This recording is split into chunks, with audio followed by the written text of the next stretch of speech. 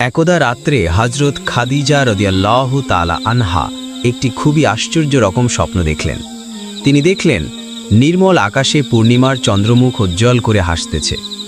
সেই হাসিতে সারা জগৎ উদ্ভাসিত। সহসা আকাশ থেকে চন্দ্রটি ধীরে ধীরে মাটিতে নেমে এসে হযরত খাদিজা রাদিয়াল্লাহু তাআলা আনহার বুকে আশ্রয় গ্রহণ করল। চন্দ্রের সুবিমল আলোকে হযরত খাদিজা রাদিয়াল্লাহু তাআলা আনহার সমস্ত শরীর যেন আলোকিত হয়ে গেল। তিনি সেই যন্ত্রটিকে নিজের বক্ষে এর সাথে চেপে ধরে পরম শান্তি অনুভব করলেন। তারপর আচমকাই তার ঘুম ভেঙে গেল। এমন অস্বাভাবিক স্বপ্ন দেখে হযরত খাদিজা রাদিয়াল্লাহু তাআলা আনহা এর তাৎপর্য সম্পর্কে খুবই চিন্তা করতে লাগলেন। তবে স্বপ্নের অর্থ তিনি উদ্ঘাটন করতে না পারলেও তার মনে এমন দৃঢ় ধারণা জন্মালো যে অবশ্যই এটি একটি অত্যন্ত গুরুত্বপূর্ণ স্বপ্ন, কোনো বাজে স্বপ্ন নয়। অতএব পরের দিন সকালে নিজের পিতৃভ্য পুত্র বিজ্ঞ ধর্মীয় পণ্ডিত ওয়ারাকা ইবনে নওফেলের কাছে হাজির হয় এবং ওয়ারাকা বিন নওফেলের কাছে সেই অস্বাভাবিক স্বপ্নটির কথা বর্ণনা করে তার অর্থ জানতে চাইলেন। ওয়ারাকা বিন নওফেল ওই অপূর্ব স্বপ্নটির কথা শ্রবণ করে বললেন, বোন, তুমি অত্যন্ত ভাগ্যবতী মনে হচ্ছে, কারণ তুমি যে স্বপ্ন দেখছো তার অর্থ অত্যন্ত গুরুত্বপূর্ণ। কারণ আমি তাওরাত ও ইঞ্জিল কিতাব পাঠ করে যে তথ্য পেয়েছি তাতে পরিষ্কার বোঝা যাচ্ছে যে দুনিয়াতে আখেরি নবী সাল্লাল্লাহু আলাইহি ওয়াসাল্লাম এর আবির্ভাব ঘটেছে। আজ তোমার এই স্বপ্ন সিদ্ধান্ত শ্রবণ করে একথা পরিষ্কার বোঝা যাচ্ছে যে তুমি সেই আখেরি নবী সাল্লাল্লাহু আলাইহি ওয়াসাল্লামকে স্বামিত্বে বরণ করতে যাচ্ছ। আর নারী পুরুষের ভিতরে তুমি সর্বপ্রথম তাকে নবী বলে স্বীকার ও বিশ্বাস করে তার ধর্ম গ্রহণ করবে। পিতৃভ্য পুত্রের কাছে নিজের স্বপ্নের এমন ব্যাখ্যা শ্রবণে হযরত খাদিজা রাদিয়াল্লাহু তাআলা আনহা খুশি মনে ঘরে ফিরে গেলেন। সেদিন থেকেই হযরত খাদিজা রাদিয়াল্লাহু তাআলা আনহার হৃদয়ের মধ্যে একটি প্রচ্ছন্ন আশা অঙ্কুরিত হল। মহানবী হযরত মুহাম্মদ সাল্লাল্লাহু আলাইহি ওয়াসাল্লামের বিবাহ করার বয়স তখন হয়েছিল এবং তার ব্যবস্থা ও সমাধান করার দায়িত্ব ছিল তার চাচা আবু তালিবের উপরে। কিন্তু তার অধিক আর্থিক অনটনের জন্য তিনি তা পেরে উঠছিলেন না। মহানবী মুহাম্মদ সাল্লাল্লাহু আলাইহি ওয়াসাল্লাম নিজেও যে চাকরিটি করছিলেন তার উপার্জনও ছিল অত্যন্ত নগণ্য। তাই তার নিজের পক্ষেও খরচপাত্রের যোগান দিয়ে বিবাহ করা সম্ভব ছিল না। আবু তালিব দায়িত্বশীল অভিভাবক হিসাবে ওই ব্যাপারে অত্যন্ত উদ্বিগ্ন এবং বিশেষভাবে চিন্তিত ছিলেন। একদিন তিনি তার ভাতিজাকে কাছে বসিয়ে তার সঙ্গে বিষয়টি খোলাখুলি আলোচনা করলেন। তিনি বললেন, হে মোহাম্মদ, আমি তোমার নিকট খুবই লজ্জিত যে খরচের অভাবের জন্য আমি এখন পর্যন্ত তোমাকে বিবাহ করাতেই পারলাম না, অথচ তোমাকে বিবাহ করানোর জন্য আমি খুবই ইচ্ছুক আছি। আমার মনের একটি খেয়াল জেগেছে যে মিত্র খৈলিদের কন্যা খাদিজার বিরাট কারবার, তার সেই কারবারে মনে হয় যোগ্য, সৎ, অভিজ্ঞ লোকের দরকার যদি হয়, তবে তুমি সেই পদে উপনীত হতে পারলে বিনিময়ে তোমার কিছু ভালো উপার্জন হতে পারে। তখন তার কিছু কিছু জমা করে তা দিয়ে তোমার বিবাহের ব্যবস্থা করতে হবে। অতএব তোমার কাছে আমার জিজ্ঞাসা এই যে তুমি হযরত খাদিজা রাদিয়াল্লাহু তাআলা আনহার ব্যবসায় নিযুক্ত হতে রাজি আছো কিনা। মহানবী সাল্লাল্লাহু আলাইহি ওয়াসাল্লাম তখন চাচার মুখে এই কথা শুনে তখন নবী সাল্লাল্লাহু আলাইহি ওয়াসাল্লাম বললেন, চাচা যান, আপনি আমার গার্জিয়ান এবং পরম হিতাকাঙ্ক্ষী, অতএব আপনার যে কোনো অভিমতের সাথে আমি ঐক্যমত থাকব, এ বিষয়ে আপনি নিশ্চিত থাকুন।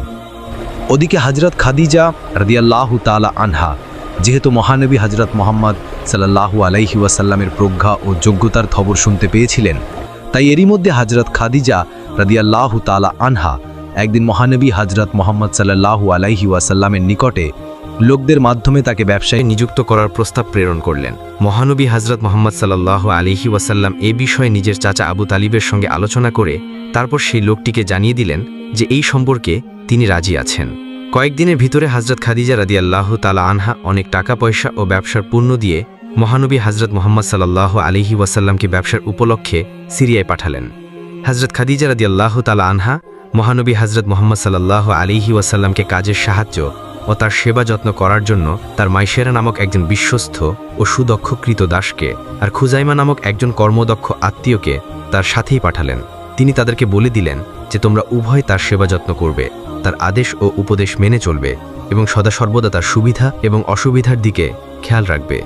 মহানবী হযরত মুহাম্মদ মুস্তাফা সাল্লাল্লাহু আলাইহি ওয়াসাল্লাম হযরত খাদিজা রাদিয়াল্লাহু তাআলা আনহার ব্যবসার পণ্য নিয়ে সঙ্গে মাইশেরা ও খুজাইমা সহ একটি ব্যবসার কাফেলার সাথে মিলিত হয়ে সিরিয়ার দিকে রওনা হলেন এবং তারপর যথাসময়ে সিরিয়ার অন্তর্গত বোসরায় গিয়ে উপনীত হল। একই স্থানে একটি বিরাট বটগাছের নিচে তাঁবু গাড়লেন। ওই গাছটি বহুদিন ধরে পত্রপুষ্প ও ফলহীন প্রায় মৃত্যু অবস্থায় দণ্ডায়মান ছিল। কাফেলার লোকজন গাছটির নিচে তাঁবু গাড়ার সময় মহানবী হযরত মুহাম্মদ সাল্লাল্লাহু আলাইহি ওয়াসাল্লাম ওই গাছটির একটি শিকড়ির উপর বসে পড়লেন এবং তারপর বিশ্রাম নিলেন। কিন্তু কি আশ্চর্যের বিষয়, তিনি ওই গাছটির শিকড়ের উপর বসার সাথে সাথে সেই গাছটি একেবারে সজীব হয়ে উঠল এবং কিছু সময়ের ভিতরে গাছ থেকে পুষ্পপল্লব উদ্গত হয়ে তা একটি সম্পূর্ণ তরতাজা গাছে পরিণত হল। নিকটস্থ লোকজন এই দৃশ্য দেখে খুবই হতবাক হয়ে গেল। ওই গাছটির কিছু দূরে বুখাইরা নামক একজন খ্রিস্টান ধর্মযাজক বাস করতেন। এই সংবাদ শুনে তিনি দ্রুতপদে ছুটে এসে দেখতে পেলেন যে সত্যি দীর্ঘকাল যাবৎ উক্ত মর্ধমিত গাছটি তরতাজা হয়ে তাতে পত্রপুষ্প ফল বের হয়েছে। বুখাইরা যাজক অবাক হয়ে উক্ত কাফেলার প্রতিটি লোকের পরিচয় জিজ্ঞেস করলেন, কেননা তার মনে দৃঢ় বিশ্বাস জন্মেছিল যে এই কাফেলার লোকেদের মধ্যে নিশ্চয়ই একজন মহাপুরুষ আছেন। এই গোপন উদ্দেশ্য মনে ধারণ করে তিনি সবার সাথে আলাপ করতে করতে অবশেষে হযরত মুহাম্মদ সাল্লাল্লাহু আলাইহি ওয়াসাল্লামের সাথে বিশেষভাবে আলাপ করে বুঝতে পারলেন যে অধুর ভবিষ্যতে এই যুবক শেষ জামানার নবী হবেন। খ্রিস্টান ধর্মযাজক পূর্ববর্তী আসমানি কিতাব ও ইনজিলের বিশেষ অভিজ্ঞ ছিলেন, তাই তিনি এই সব কিছুই বুঝতে পারলেন। তিনি ইনজিলে যে শেষ নবীর যে আকৃতি ও প্রকৃতির কথা পড়ছিলেন, হযরত মুহাম্মদ সাল্লাল্লাহু আলাইহি ওয়াসাল্লামের আকৃতি ও প্রকৃতির সাথে তার হুবহু মিল দেখতে পেয়ে তিনি বুঝতে পারলেন যে তার ধারণা পুরোপুরি ঠিক। বুখাইরা অনেক সময় ধরে হযরত মুহাম্মদ সাল্লাল্লাহু আলাইহি ওয়াসাল্লামের সাথে আলাপ করে তার গভীর জ্ঞানের পরিচয় পেয়ে তিনি খুবই সন্তুষ্ট হলেন। তারপর তিনি মহানবী হযরত মুহাম্মদ সাল্লাল্লাহু আলাইহি ওয়াসাল্লামের সাথী মাইশারাকে গোপন ডেকে বললেন, তোমাদের সাথে হযরত মুহাম্মদ সাল্লাল্লাহু আলাইহি ওয়াসাল্লাম একজন সত্যিকারের মহাপুরুষ। ভবিষ্যতে এই ব্যক্তি হবেন আখেরি শেষ নবী, অর্থাৎ বিশ্বনবী। এদেশের খ্রিস্টান এবং ইহুদিগণ এর পরিচয় পেলে এর প্রাণনাশের চেষ্টা করবে, যেহেতু তারা জানে যে আখেরি নবী সাল্লাল্লাহু আলাইহি ওয়াসাল্লামের আবির্ভাব হলে তাদের প্রত্যেক ধর্ম বাতিল হয়ে তার ওই ধর্ম দুনিয়ার সবখানে ছড়িয়ে পড়বে এবং তার ওই ধর্ম প্রচলিত হবে। তাই তোমরা দেরি না করে প্রতিসত্তর প্রত্যাগমন করে তোমরা দেশে চলে যাও। ধর্মযাজক বুখাইরার উপদেশক্রমে মহানবী হযরত মুহাম্মদ সাল্লাল্লাহু আলাইহি ওয়াসাল্লাম উল্লেখিত বসরা নগরে দ্বিগুণ লাভে তার সমস্ত মালপত্র বিক্রি করে দেশে রওনা হলেন। ফেরার পথে মায়েশারা ও খুজাইমা লক্ষ্য করল যে মহানবী হযরত মুহাম্মদ সাল্লাল্লাহু আলাইহি ওয়াসাল্লাম যে উটের উপরে আরোহণ করে রাস্তা চলছেন, ঠিক তার উপরে একখণ্ড মেঘ ছায়া দিয়ে তার সাথে সাথে অগ্রসর হচ্ছে। মায়েশারা ও খুজাইমা বাড়ি গিয়ে হযরত খাদিজা রাদিয়াল্লাহু তাআলা আনহার কাছে উল্লেখিত গাছের ঘটনা এবং ধর্মযাজক বুখাইরার ভবিষ্যতের কথা এবং তার সাথে পথের মধ্যে হযরত মুহাম্মদ মুস্তাফা সাল্লাল্লাহু আলাইহি ওয়াসাল্লামের উপরে মেঘের ছায়া দেওয়ার কথা সবাই খুলে বলল। হযরত খাদিজা রাদিয়াল্লাহু তাআলা আনহা এসব আশ্চর্য ঘটনার কথা শ্রবণ করে বুঝতে পারলেন যে এই যুবক সত্যিই শেষ নবী হবেন। যথাসময় মহানবী হযরত মুহাম্মদ সাল্লাল্লাহু আলাইহি ওয়াসাল্লাম হযরত খাদিজা রাদিয়াল্লাহু তাআলা আনহার নিকটে ব্যবসার হিসাব নিকাশ বুঝিয়ে দিলেন। খাদিজা রাদিয়াল্লাহু তাআলা আনহা দেখলেন যে দেয়া মূলধনের প্রায় দ্বিগুণ মুনাফা হয়েছে। হযরত খাদিজা রাদিয়াল্লাহু তাআলা আনহা ব্যবসা আরম্ভ করছেন অবধি কোনোবারই তার এত অধিক লাভ হয়নি। এতে খাদিজা রাদিয়াল্লাহু তাআলা আনহা মহানবী হযরত মুহাম্মদ সাল্লাল্লাহু আলাইহি ওয়াসাল্লামের উপরে এত বেশি সন্তুষ্ট হলেন যে তাকে তিনি তার ন্যায্য পাওনা ব্যতীত আরও অনেক টাকা পয়সা পুরস্কার স্বরূপ দিয়ে দিলেন। হযরত ওয়ারাকা ইবনে নফেলের কাছ থেকে নিজের দেখা পূর্বের সে স্বপ্নের মর্ম জানার পরে হযরত খাদিজা রাদিয়াল্লাহু তাআলা আনহা মহানবী হযরত মুহাম্মদ সাল্লাল্লাহু আলাইহি ওয়াসাল্লামের উপরে কিনজানি একটা আকর্ষণ বোধ করছিলেন। যদিও তিনি তাকে কোনোদিনই আর এর পূর্বে দেখেননি, এবার তিনি তাকে দেখে তার কথাবার্তা শ্রবণ করে ও তার আচার ব্যবহার এবং লক্ষ্যাদি লক্ষ্য করে খাদিজা রাদিয়াল্লাহু আনহুর মনে এই সুধীর ধারণার জন্মেছিল যে মক্কা নগরীতে যদি কারো শেষ নবী হওয়ার যোগ্যতা থেকে থাকে তাহলে তিনি এই মুহাম্মদ ছাড়া নিশ্চয়ই অন্য আর কেউই হবে না।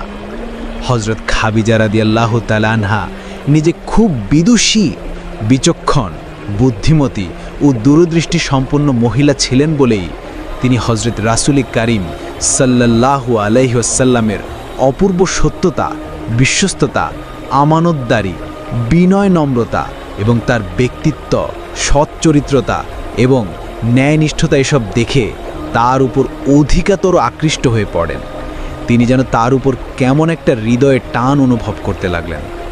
এ সময় তিনি মনে মনে ভাবছিলেন যে যদি এই ব্যক্তি শেষ নবী হন আর আমি যদি তাকে স্বামীরূপে বরণ করে তার দাসীরূপে স্ত্রী হতে পারি, তাহলে আমার মতো ভাগ্যবতী নারী আরবে কেন, সারা পৃথিবীতে আর কেউই হতে পারবে না।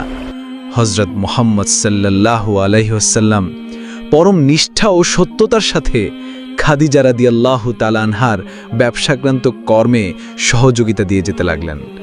তার প্রত্যেকটি কাজের ভিতর দিয়ে সকল প্রকার গুণ, অন্য চরিত্র এবং সত্যতা, নিষ্ঠা আর শ্রেষ্ঠ যোগ্যতার পরিচয় পাওয়া যেতে লাগল। হজরত খাদিজা রাদিয়াল্লাহু তাআলা আনহা তার এসব গুণাবলী দেখতে পেয়ে প্রেমেই তার ওপর অধিকতর আকৃষ্ট হয়ে পড়লেন। এমনকি তিনি আর বিবাহ করবেন না বলে যে প্রতিজ্ঞা করেছিলেন তা ভুলে গেলেন এবং নতুন করে সংসার করবেন বলে হজরত খাদিজা রাদিয়াল্লাহু আনহু দৃঢ় সংকল্প করলেন। নাফিসা নামের হজরত খাদিজা রাদিয়াল্লাহু আনহার দৈনিক বুদ্ধিমতী পরিচালিকা ছিলেন। হজরত খাদিজা রাদিয়াল্লাহু তাআলা আনহা একদিন তার কাছে নিজের মনের কথা উপস্থাপনা করলেন। তার কথা শুনে নাফিসা তাকে বলল, আপনার আর কিছুই বলতে হবে না, আমি এই সব কিছুরই ব্যবস্থা করে দিচ্ছি।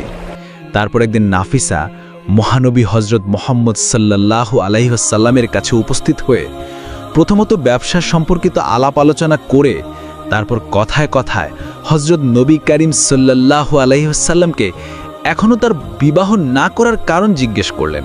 এবং নাফিসা বললেন, আপনার বয়স তো অনেক হয়েছে, এখন তো বিবাহের বয়স, এখন আপনি কেন বিবাহ করছেন না?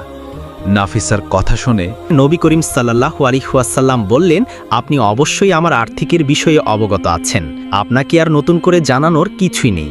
এই উত্তর শুনে নাফিসা বলল, মনে করুন যদি কোনো সুন্দরী, বুদ্ধিমতী এবং বিদুষী এবং বিরাট দানশীলিনী এমন কোনো মহিলা আপনাকে বিবাহ করতে রাজি হয় আর বিবাহ বাবদ আপনার সকল খরচ বহন করতে থাকে, তাহলে কি আপনি এই ধরনের বিবাহ করতে রাজি আছেন?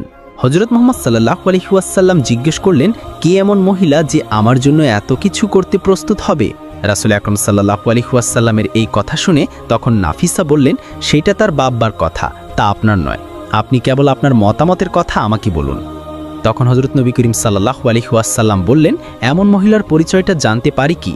নাফিসা বলল, মনে করুন যদি সেই মহিলা খুয়াইদের কন্যা হজরত খাদিজা রাদিয়াল্লাহু তাআলা আনহা নিজে হন, তাহলে আপনি কি রাজি আছেন?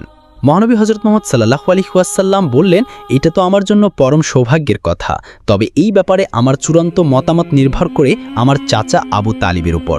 যেহেতু তিনি আমার মুরব্বী, তাই এই বিষয়ে তার সাথে একটু পরামর্শ এবং আলাপ আলোচনা করে নিতে হবে।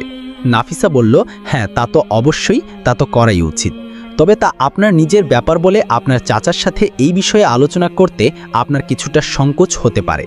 আপনাকে সেই ব্যাপারে অসুবিধায় না ফেলে সেই ভার আমি নিলাম, আমি আপনার চাচার সাথে এই সম্পর্কে কথা বলি। তখন হজরত রাসূল আকরাম সাল্লাল্লাহু আলাইহি ওয়াসাল্লাম বললেন, তাহলে তো ভালোই হয়। তারপর নাফিসা হজরত খাদিজা রাদিয়াল্লাহু তাআলা আনহার কাছে গিয়ে নিজের সাফল্যের খবর জানিয়ে সমস্ত কথা আনুপূর্বিক তার নিকট বর্ণনা করলেন। তিনি শুনে অত্যন্ত খুশি হলেন। তারপর নাফিসা হজরত খাদিজা রাদিয়াল্লাহু তাআলা আনহার অনুমতিক্রমে আবু তালিবের কাছে উপস্থিত হয়ে তাকে বলল, আপনার ভাতিজা হজরত মুহাম্মদ সাল্লাল্লাহু আলাইহি ওয়াসাল্লামের সাথে হজরত খাদিজা রাদিয়াল্লাহু তাআলা আনহার বিবাহ হতে পারে কি? এই সম্পর্কে আপনার মতামত প্রকাশ করুন। আবু তালিব তার গরিব ভাতিজার বিবাহের ব্যাপারে নিজেই উদ্গ্রীব এবং চেষ্টায় ছিলেন, কিন্তু খাদিজার মতো এত বড় ধনী ব্যক্তি এবং বিদুষী মহিলা যে তার অভাবগ্রস্ত ভাতিজার সাথে বিবাহে রাজি হবেন, সেটা তিনি ভাবতেও পারেনি। এইরূপ ঘটনা সাথিতামলে তা যে ভাতিজা মোহাম্মদের জন্য খুবই সৌভাগ্যের ব্যাপার হবে, এইটা তিনি ভালো করেই জানতেন। তবুও আবু তালিব নাফিসার কাছে নিজের মনের কথা মোটামুটি প্রকাশ করে এমন জবাব দিলেন যে, ভাতিজা মোহাম্মদের সাথে আলোচনা করে তার মতামত না জেনে আমি তো চূড়ান্ত কথা বলতে পারি না, তবে আমার ব্যক্তিগত মতামত হলো এটা খুবই ভালো প্রস্তাব। নাফিসা বলল, আশা করি তিনি এই ব্যাপারে রাজি হবেন, তবে আপনি তার সাথে পরামর্শ আলাপ আলোচনা করে এই প্রস্তাব মনে করলে আশা করি আপনি পাত্রের পক্ষ থেকে প্রস্তাবটি পাত্রীপক্ষের মুরব্বির কাছে উপস্থাপন করবেন, যেহেতু পাত্রপক্ষের তরফ থেকেই প্রস্তাব উপস্থাপন করার নিয়ম রয়েছে। এই কথা বলে তখন নাফিসা তার কাছ থেকে বিদায় নিল। এরপর আবু তালিব খুশি মনে হজরত মুহাম্মদ সাল্লাল্লাহু আলাইহি ওয়াসাল্লামের সাথে এ বিষয়ে কথাবার্তা বলে স্ত্রী সিদ্ধান্ত গ্রহণ করলেন। তারপর আবু তালিব হজরত খাদিজা রাদিয়াল্লাহু তাআলা আনহার পক্ষেও আমর ইবনে আসাদ এবং ওয়ারাকা ইবনে নৌফেলের কাছে হাজির হয়ে প্রস্তাবটি পেশ করলেন। তারা এই প্রস্তাবের কথা শুনে সানন্দ হয়ে সাধুবাদ জানালেন।